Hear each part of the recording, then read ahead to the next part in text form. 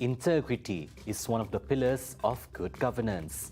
Sarawak civil servants shall gain from sovereign fund. Best practices of effective partnership. Those are the headlines for tonight. You're now with me, Lorenzo Isaac, and this is TVS Nightline.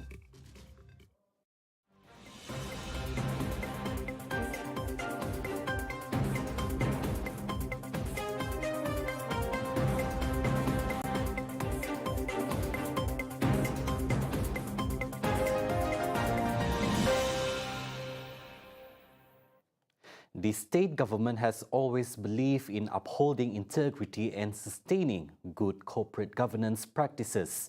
In line with Sarawak's vision of becoming a developed state by 2030, Premier of Sarawak Dato' Paninggi Tan Sri Abang Johari Tun Openg stressed the importance of practicing integrity as it plays a crucial role as one of the pillars that serve as the backbone of the country. Ladies and gentlemen, I would like to share my view that integrity is important, even more crucial, in playing a significant role as one of the pillars that serve as the foundation or the backbone to a state or a country's development as a whole. As integrity can directly or indirectly make or break the country's political, economic and social strength. Let me put in this way that what integrity would lead to bad governance and from there may lead to economic failures. As such, Abang Johari said various corruption prevention measures and mechanisms had been introduced to safeguarding the public interest.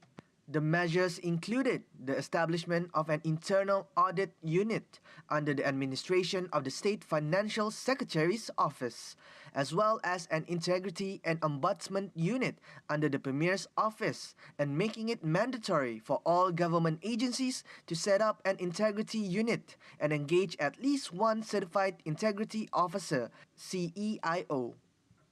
Abang Johari pointed out issues pertaining to integrity could destroy a society and led to the downfall of many governments throughout history.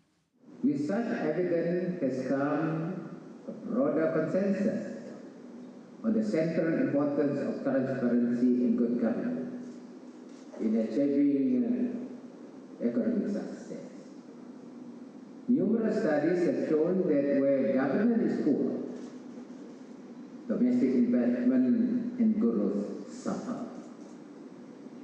In a world in which private capital has become more mobile, mounting evidence suggests that corruption undermines the confidence of investors and adversely affects private capital inflows, an important source of economic growth. As such, he expressed his satisfaction in the state as it has built a strong foundation with a clear objective in addressing corruption, good governance and integrity. Sarawak civil servants can expect to benefit from the sovereign fund that the state government plans to introduce through a bill to be tabled at the upcoming State Legislative Assembly this month. The Premier of Sarawak, Dato' Paninggi Tan Sri Abang Johari Tun Openg, said the benefits that are offered through this fund will be able to bypass the requirements set by the Public Service Department, JPA. I will introduce our sovereign fund, which includes endowment fund and LAWAS. If we got good return, our economy is strong, our financial position is also strong, of course we can share the benefit to the civil servant. Abang Johari said this in his speech when officiating Sarawak Economic Development Corporation SCDC Integrity Day in Kuching on Thursday. At the same time, Abang Johari said the state government hopes to increase its civil servants' quantum of salaries as a way to stop corruption, much like what is being practiced in Singapore. Civil servants are not being paid enough to cope with increasing cost of living, giving rise to the tendency to asking for tax under the table money, abuse of power, extra.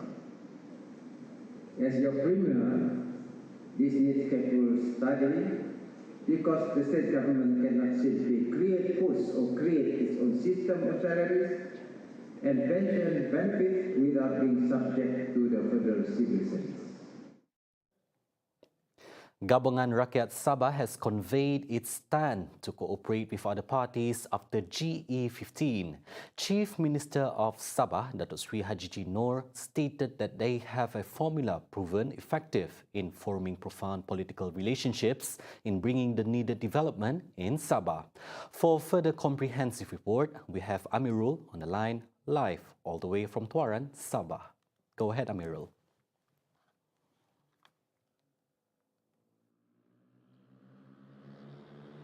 Thank you, Lorenzo, for the updates tonight from Sabah.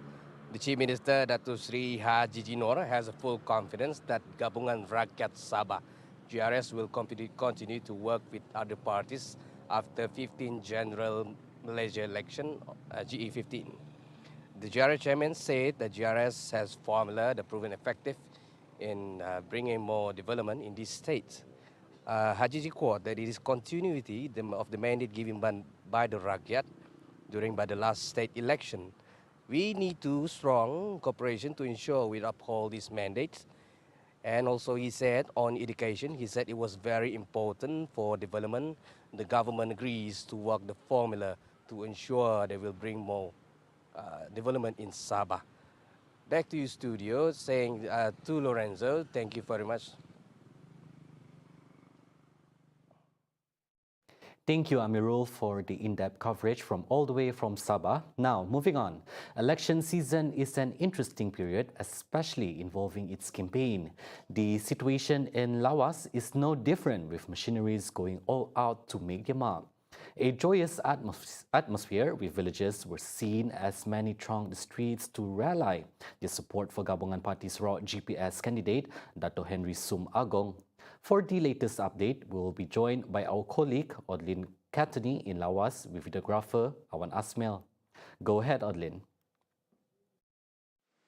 Thank you, studio. The campaigning period for the upcoming 15 general election GE15 here in Lawas district is seen as lively and full of energy, with numerous party flag walls hoisted and campaign banners highly hung in every corner.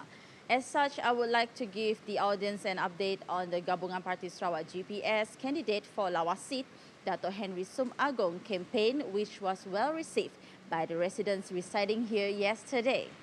What's more interesting is the massive support that was gained among the residents during the campaign, where the villagers of Kampung Perusia Trusan were led by former Vice President of the party Bumi Kenyalang PBK Peter Asut, who left the political party in January this year. Peter, in his speech, urged the villagers to give their utmost support to Dato' Henry Sum Agong as he was nominated by the ruling coalition to be competing in Lawas. He further reiterated that the Supreme Council of GPS is confident of Dato' Henry Sum Agong's credentials in leading the people here in Lawas and placed high hopes that he will definitely bring Lawas to a greater verge of development. According to Peter, based on the previous 12 state election held last December, the people of Sarawak are able to choose their people's representative wisely, as they have expressed that they want a strong, stable and unified party to lead the state's growth. Peter said that unity among Sarawakians will be an advantage for GPS to win, and stressed that the Henry will be able to retain his seat for many terms to come. As of now, that is all the updates from me. I'm Odlin Katani and videographer Awang Azmil reporting live for TVS from Lawas. Saya Malaysia into Malaysia. Malaysia decides. We return to the studio. Thank you.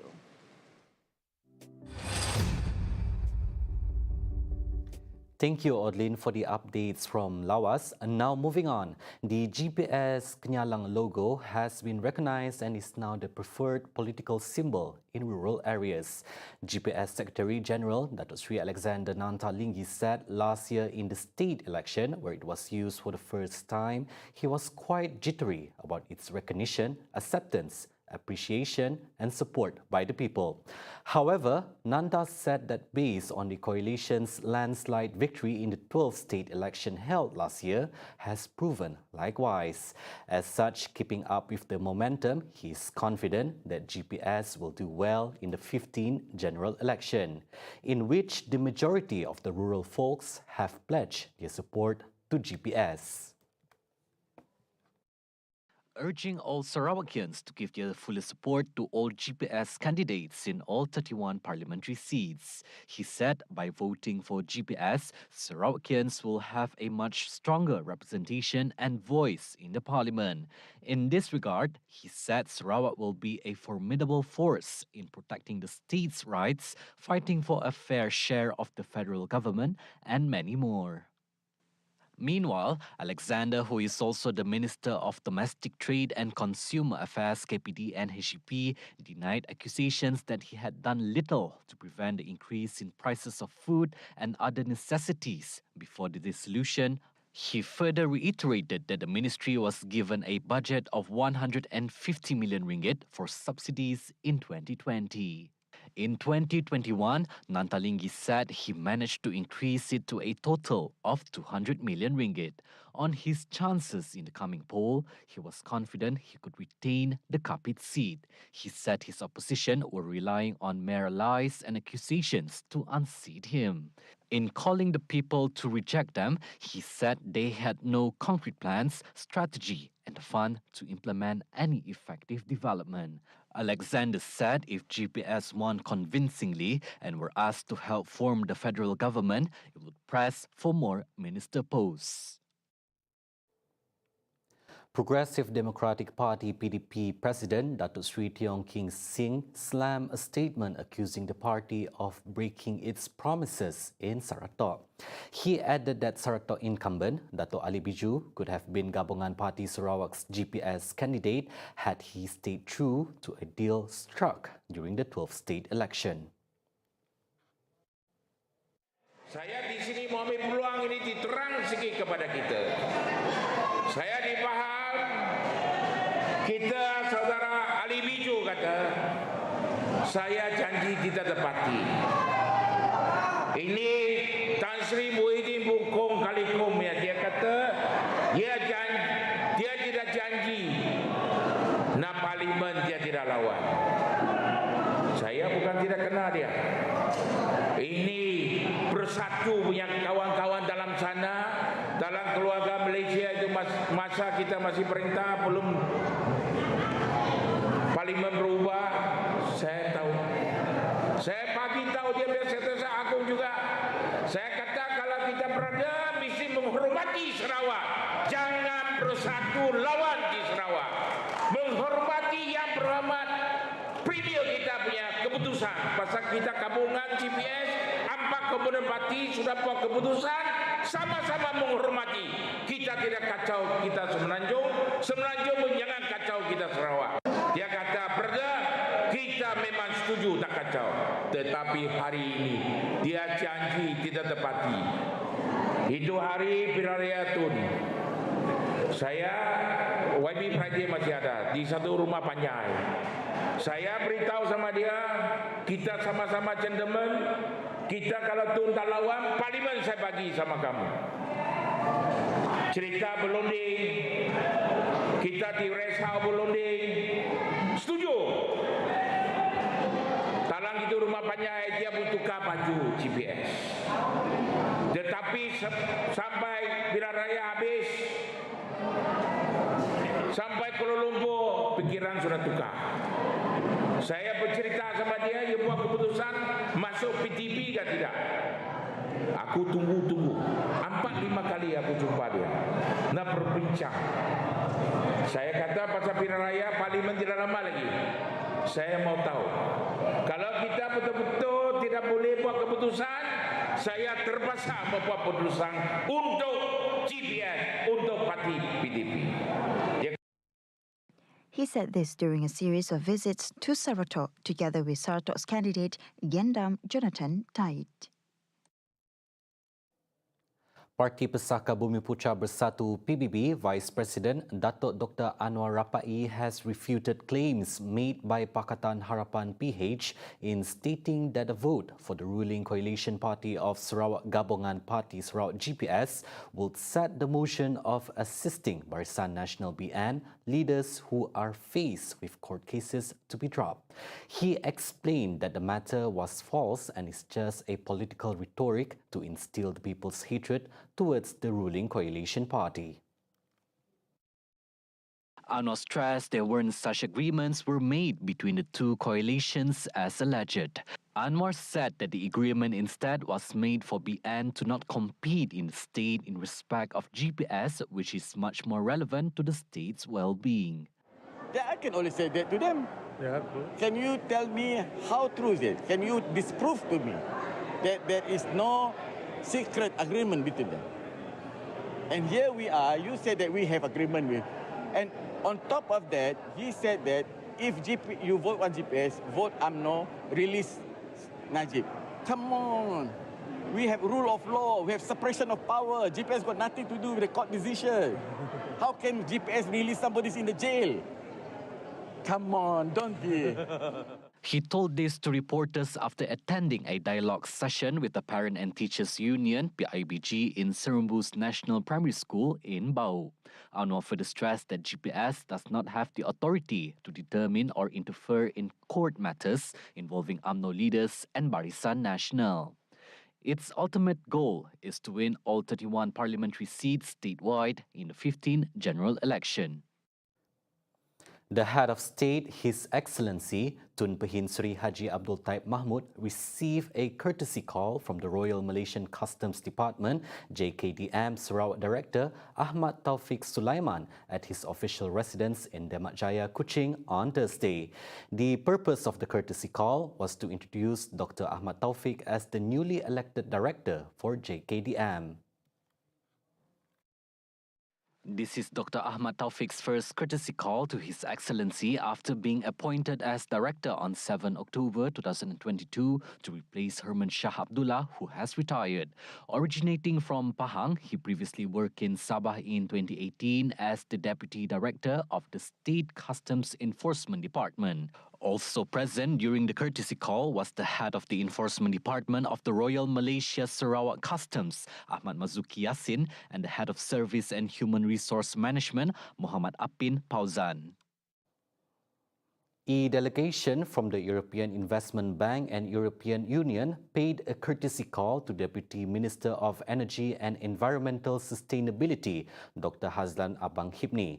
Among matters discussed were on reinforcing support for Sarawak's clear climate action and development agenda, with the EU conveying its interest to form partnerships with Sarawak to co-develop regional sustainable energy as well as nature-based solution initiatives. The delegation comprised Daniel Hodges, Minister Councillor of the EU delegation to Thailand, Francesco Flores, First Councillor for Delegation of the EU to Malaysia, Francesca Gili and Saroj Srisai, Programme Officer of EU Delegation to Thailand, Sunita Lukhu, Head of EIB Regional Representation for Southeast Asia and Pacific, Timothy Ong, Head of Bioeconomy CBE Unit of Malaysian Investment Development Authority or MIDA, and Hazwani Hassan, Deputy Director for Chemical and Advanced Material Division of MIDA. Coming up right after the break, week 4 Getaran Jiwa, who'll move to the semi-final, zero tariff treatment to 10 least developed countries. Right here on TVS Nightline, stay tuned.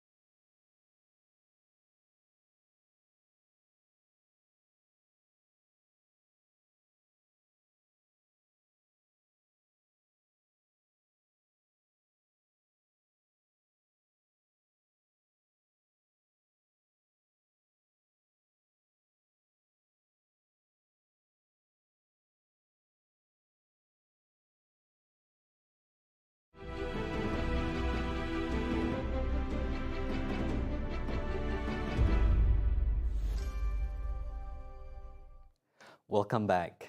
The Sarawak government promised to implement the pledges contained in the manifesto of Gabungan Parti Sarawak GPS in this 15th general election. Caretaker Minister in the Prime Minister's Office, Parliament and Law, Datuk Sri Dr. Wan Junaidi said the manifesto that was launched last Sunday shows the commitment and the seriousness of the coalition. Kerajaan negeri telah mengisytiharkan bahawa mereka bakal melaksanakan apa saja yang mereka janji dalam manifesto. Untuk diberi makluman kepada umum bahawa kerajaan mengambil serius perkara-perkara yang dicadangkan.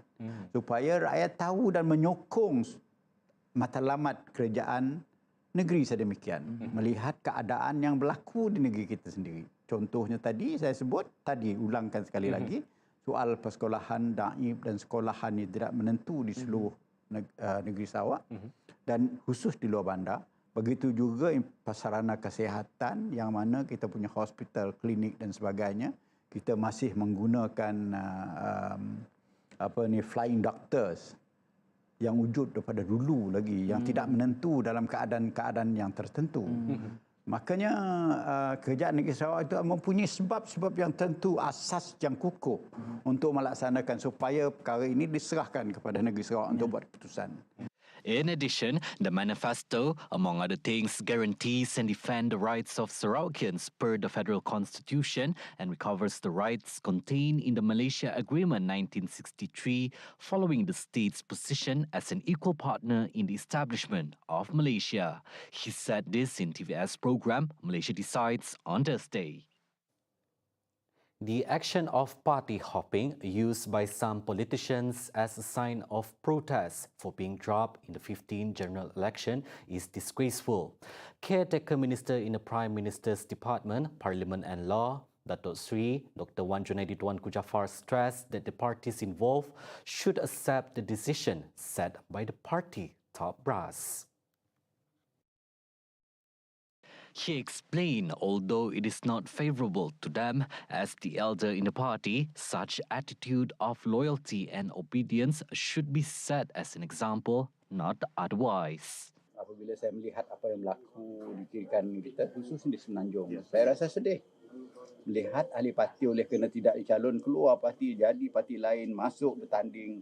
Dan ini adalah sikap yang tidak menunjuk ketaatan. Macam mana orang nak percaya kita jadi ahli parti? Walau kita ada pindah daripada parti A pergi ke parti B pun akan mempersoalkan macam mana pada masa akan datang kalau tidak dicalon lagi. Akan merontak lagi sekali. Wan Junaidi also reminded the success and position of a politician achieved currently is the result of the foundation laid by their party. He further added, as a veteran, the spirit of the party needs to be continued to strengthen the position of the party. Saya sebagai ahli parti yang tak setia dengan parti tetap menyokong calon yang dipilih oleh parti. Jadi ini semangat kepartian. Kalau kita hendak mengekalkan parti kita memperkuatkan parti kita, tiap-tiap pemimpin dalam parti itu mesti bersikap demikian. Wan Junaidi, who is also Santubong incumbent, previously announced that he will continue to give support and encouragement to the party and the candidates of the Gabungan Parti Sarawak GPS in the GE15.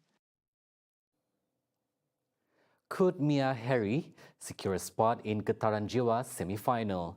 Being the only contestants this week from Kuala Lumpur, going head-on with other contenders comprising a silat instructor, a part-time singer and also a song composer. It will be once again a fierce battle with Liza Hanim to make her appearance as this week's guest jury. Mia Harry believes with her experience as a part-time singer, she is able to give the best performance of the night at the concert. Okey, harapan saya dalam program Getaran Jiwa ni, of course lah, saya nak buat yang terbaik dan saya tak nak tipu, memang saya nak menang.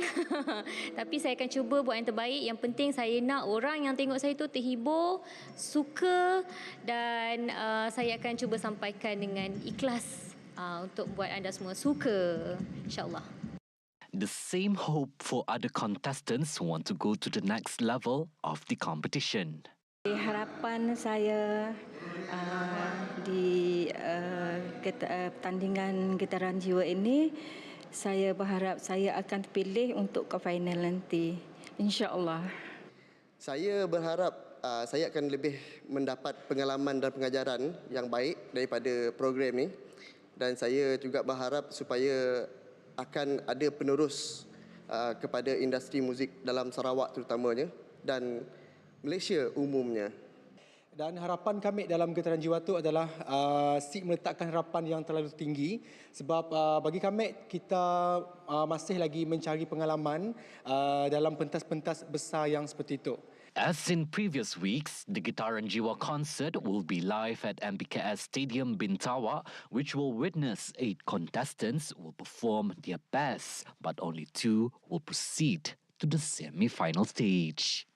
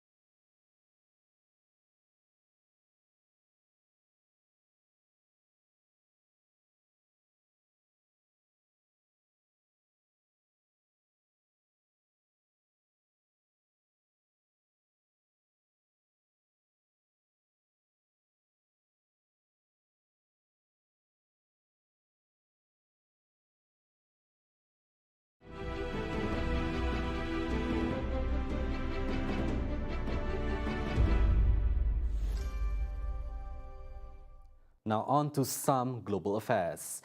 China will grant zero tariff treatment to 98% of taxable items from 10 least developed countries in a bid to promote an open global economy. According to the Customs Tariff Commission of the State Council, starting December 1st, China will waive all tariffs on 98% of the related imports from Afghanistan, Benin, Burkina Faso, Guinea, Bissau, Lesotho, Malawi, Sao Tome and Principe, Tanzania, Uganda and Zambia. The Commission said that the step is conducive to opening up with win-win outcomes and building an open global economy and helping least developed countries to accelerate their development. It added that this policy measure will gradually expand to all the least developed countries that have established diplomatic ties with China. Don't forget to catch the next episode of TVS new reality program Getaran Jiwa every Friday, beginning with the Debaran Jiwa capsule at 7:30 p.m, followed by Getaran Jiwa live concert at 8:45 p.m. The public is also invited to watch the concert at MBKS Stadium, Bintawa. For more information, follow Getaran Jiwa official Facebook page and Instagram. See the world closer with TVS as we bring you the latest news update both locally and internationally. Just head on to our official website at tvstv.my or follow us on our social media platforms. And don't forget to catch our comprehensive discussion on GE15 with our daily coverage of Malaysia Decides at 10 a.m, 2 p.m. and 7 p.m. daily. That's all the time we have for TVS Nightline. I'm Lorenzo Isaac. Thank you for watching.